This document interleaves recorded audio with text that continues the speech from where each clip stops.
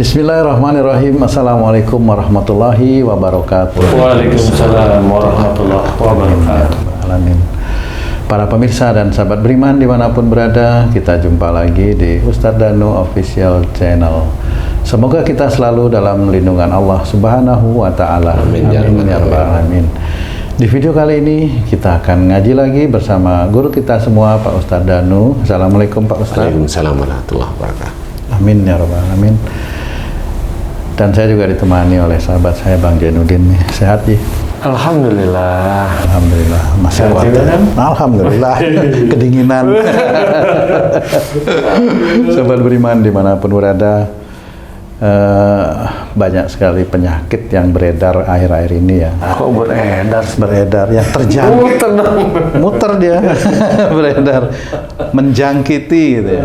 Ada satu penyakit yang ini umum ya, kayaknya umum sekali di sekitar kita, di teman-teman juga, asam urat. Nah, kita akan tanya guru kita Pak Ustadz Danu tentang asam urat ini, penyebabnya apa yang berhubungan atau bisa kita hubungkan dengan syariat Islam. Monggo Pak Ustadz penjelasannya Pak Ustadz. Iya. Bismillahirrahmanirrahim. Assalamualaikum warahmatullahi wabarakatuh. Waalaikumsalam warahmatullahi wabarakatuh. Iya, penyakit asam urat ini hampir semua orang, khususnya orang Indonesia ini terjangkiti. Hampir ya. Termasuk saya Pak Ustadz. Ya. Jadi asam urat ini insya Allah akan mengenai orang-orang yang punya tipikal sifat perbuatan yang tidak baik, yaitu perbuatan-perbuatan yang kaku, emosional, menekan, biasanya seperti itu. Yang jelas kaku dan emosional. Kemudian memerintah, kemudian menekan, ada seperti itu. Atau yang paling gampang aja adalah kaku dan emosional. Dah, dua titik. Kaku dan emosional. Ya, kaku. Kaku itu apa? Namanya kalau nyuruh itu harus, kalau enggak marah. Atau kaku itu tidak seperti tadi, tapi lucu ini. Dia kalau diberi masukan enggak mau. Diem aja deh. Itu juga sama kan? Iya bener. Ya, dan dia emosi karena nggak cocok, tadi dia emosi, cuma emosinya diam. Itu juga insya Allah akan mudah sekali terkena asam urat. Tadi saya bilang dinasehatin diem aja nggak mau. Ada juga yang dinasehatin ngebantah terus, itu juga sama. Nah itu kalau ngebantah kolesterol, itu bahasan lain. Itu. Iya, ini bahasan yang asam Ini urat. diem ya. Ini yang diem, atau dia merintah atau dia diem, tapi kaku, agak sulit menerima masukan orang, dan dia punya prinsip sendiri. Kemudian ada emosi, kalau nggak cocok itu ya emosinya muncul. Itu insya Allah juga asam urat.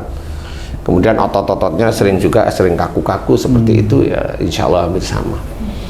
Nah, asam urat itu insya Allah disebabkan dari perbuatan-perbuatan kita yang tidak baik. Itu apa? Kaku dalam apa? memerintahkan,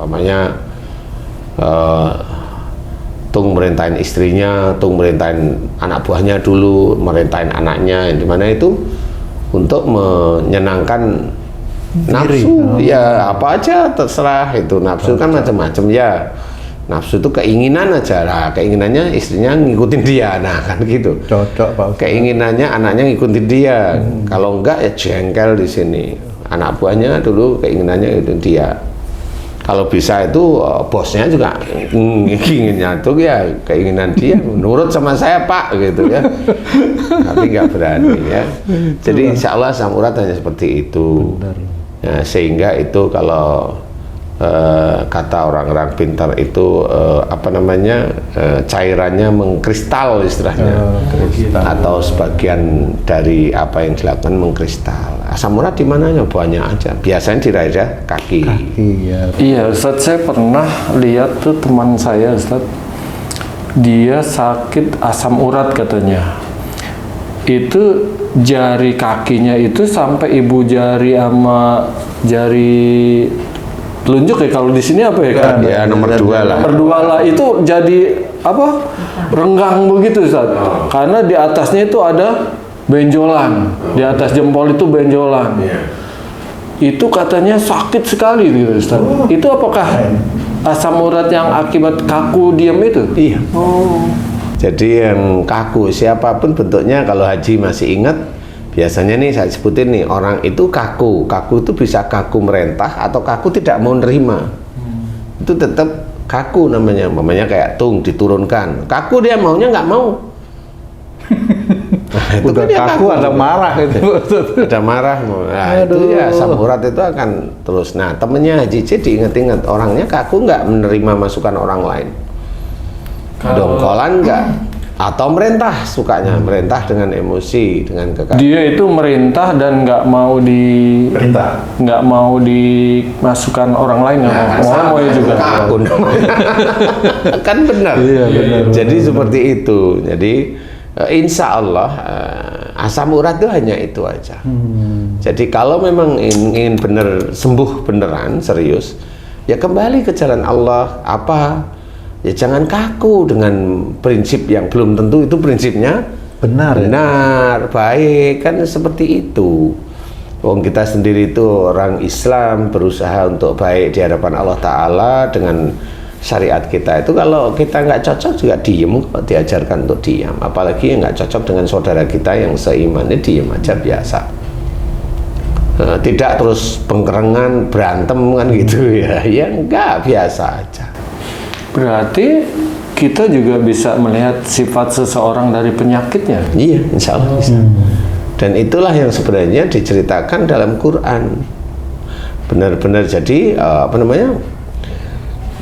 seorang yang memang dia itu diberi sakit oleh Allah Ta'ala, itu tanda-tanda bahwa dia itu memang punya kesalahan dan dosa yang dilakukan dia terus-menerus setiap harinya, baik dalam keluarga, pada istri, pada suami, pada orang tua atau mertua, atau pada saudara-saudaranya, itu dia punya kesalahan, insya Allah. Makanya kalimat dalam Quran itu, dan apa saja musibah yang kau terima disebabkan dari buah tanganmu sendiri, itu benar, tepat.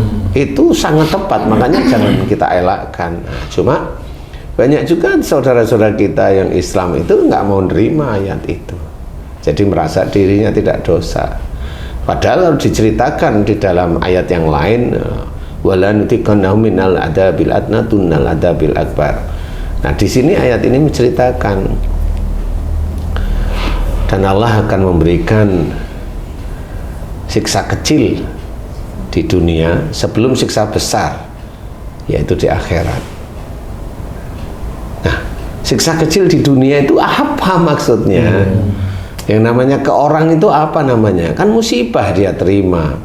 Salah satunya musibah itu apa ya? Sakit, kebentur kepalanya, kakinya ketabrak, punggungnya meleot. Itu kan musibah. Itu sudah ditulis oleh Allah Ta'ala. Jadi seorang yang diberikan oleh Allah Ta'ala siksa kecil di dunia, yaitu musibah atau sakit, itu besok di ayat ini sudah dijelaskan bahwa besok di akhirat akan masuk neraka. Itu kan sudah jelas. Contoh umpamanya yang sariawan, kan disuruh ngomong baik-baik, kan gitu ya. Tapi omongannya pedas, nggak enak didengar orang. Lah itu kan nyalai syariat Islam. Jadi kalau dia sariawan normal seperti itu. Makanya kalau orang sariawan minum vitamin C itu seminggu belum tentu sembuh, itu ya karena itu. Urusannya dengan Allah, bukan masalah dengan obat. Kalaupun sembuh ya bukan karena obat, Allah aja mengizinkan sembuh. Oh iya. Jadi seperti temannya Haji C yang asam urat seperti itu, ya memang dia kalau merentah, kalau udah punya ini prinsip itu, udah kalau diberi masukan tidak bisa. Iya, seperti itulah asam urat. Sama seperti Tung dulu. Kamu dulu gitu nggak kira-kira? Iya. Terutama sama istri, Pak Ustaz. Kalau dikasih tahu tuh kok marah gitu ya. Siapa yang ngasih tahu siapa? Istri saya. Loh, ngasih tahu. kamu ngasih tahu ke istri marah, kok yang kena asam urat kamu, itu kan jadi beda ini ceritanya. Istri saya kalau nasehatin saya marah. Oh gitu. Jadi itu ceritanya. Iya. Kalau ini bener. Aduh, malah saya gini, Pak Ustadz, nggak berani makan melijo, nggak berani makan kerupuk, rugi. Kacang. Bayam padahal enak itu. Duren nggak berani, rugi, Pak Ustadz. Ternyata karena Akhlak ya Pak Ustadz ya. Ya, insya Allah seperti itu. Astagfirullah. Makanya kalau kamu udah berusaha beneran menjadi, kalau dengar istrimu ngasih tahu ya kamu senyum-senyum. Lah kan asam urat nggak pernah muncul kan? Iya emang begitu. Kan insya Allah bisa dibuktiin. Akhlak yang baik insya Allah akan menjauhkan diri kita dari sakit. Sebenarnya seperti itu. Karena ayatnya sudah dijelaskan apa saja musibah yang engkau terima disebabkan dari buah tanganmu sendiri, udah jelas. Makanya kita berusaha untuk tidak sakit. Gimana? Berbuat baik, berperilaku baik. Kalau ada nggak cocok ya jangan marah, biasa aja, kan seperti itu. Kalau dalam keluarga saling mengingatkan. Insya Allah kalau seperti itu asam urat tidak akan nyentuh lah, insya Allah ya. Dan bagaimana caranya menghilangkan asam urat yang sudah ada? Yaitu tadi mohon ampun kepada Allah Ta'ala. Ya Allah, jika saya terkena asam urat, boleh disebutkan gitu ya. Walaupun tidak ada dalam tuntunan yang lain, tapi itu kan doa. Doa itu benar, boleh mau benar. cerita apa ya. Benar. Doa itu selama doa itu isinya baik boleh. Dan doa itu mintanya hanya kepada Allah. Ya, doa itu hanya cuma mintanya kepada itu tidak boleh, itu syirik itu ya. Ya, itu syirik. Jadi tidak boleh, kita harus berdoa mintanya hanya kepada Allah. Boleh.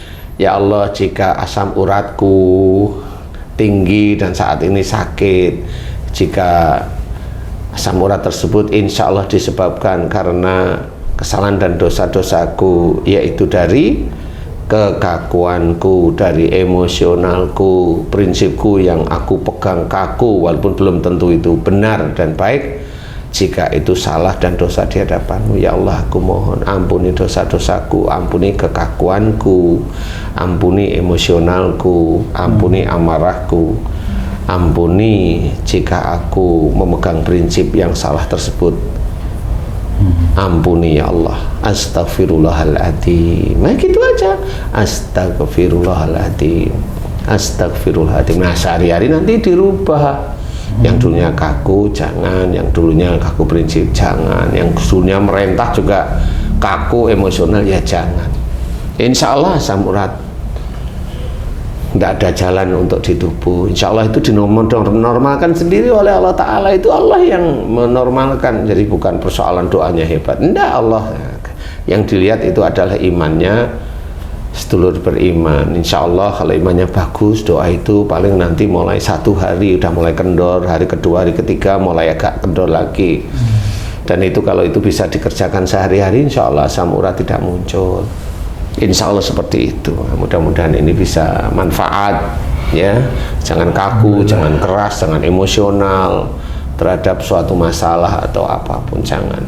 Insya Allah nanti akan menjadi hamba-hamba Allah yang baik sehari-harinya, sehingga kalau namanya lebih lembut, lebih nyaman, lebih nyantai, kan pasangannya seneng kan begitu. Kalau galak itu gimana, pasangannya ya ambil jalan, dia ambil benteng aja nanti seperti itu ya. Akhirnya kalau galak tuh pasangannya bosen ya tidur ya punggung-punggungan ya kan begitu. Ya mudah-mudahan ini bisa dipraktekkan oleh sedulur beriman yang lain, insya Allah. Wallahu a'lam. Alhamdulillah, terima kasih banyak Pak Ustadz penjelasannya. Sahabat beriman dimanapun berada, mudah-mudahan ini bisa bermanfaat untuk kita semua ya, termasuk saya di sini.